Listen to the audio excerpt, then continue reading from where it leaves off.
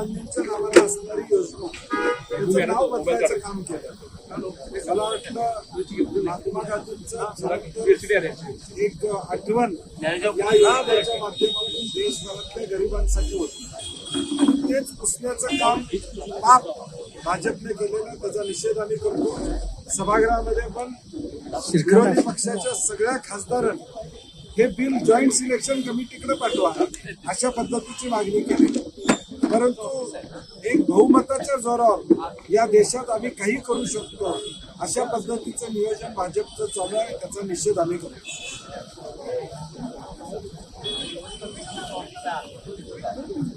मला सकाळी अनेक लोकांचे फोन आले, मी त्यांच्याशी संपर्क साधलेला आहे, मी त्यांच्याशी बोललेलो आहे.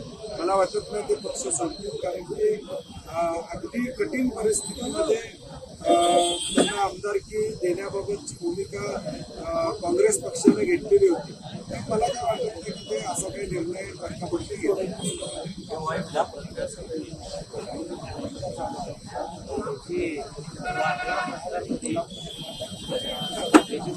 राज्य पातळीवर काही चर्चा चालू आहे किंवा नगरपालिका नगरपंचायती झाल्या तिथं स्थानिक पातळीवर काही लोकांचे ऍडजस्टमेंट त्या ठिकाणी झाले, परंतु तसा कोल्हापूरमध्ये काय आमच्याकडे प्रस्ताव सातत्यानं वादात असलेले फुकाटे यांच्यावर आहे लांबची तलवार आहे. काही होणार नाही.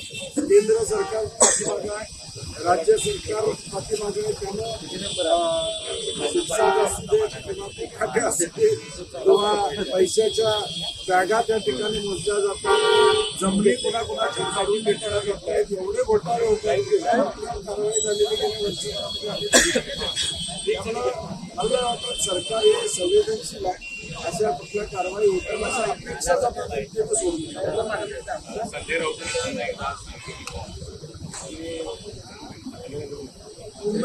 श्रीकांत हा देते. महाराष्ट्राचा विषय वेगळा आहे, मुंबईचा वेगळा. मुंबईमध्ये स्थानिक लोकांचे मतमतांतर या संदर्भात म्हणून भूमिका काँग्रेस पक्षाला त्या ठिकाणी स्वतंत्र जाण्याची घेतली. परंतु महाराष्ट्रात अनेक ठिकाणी एकच आहोत.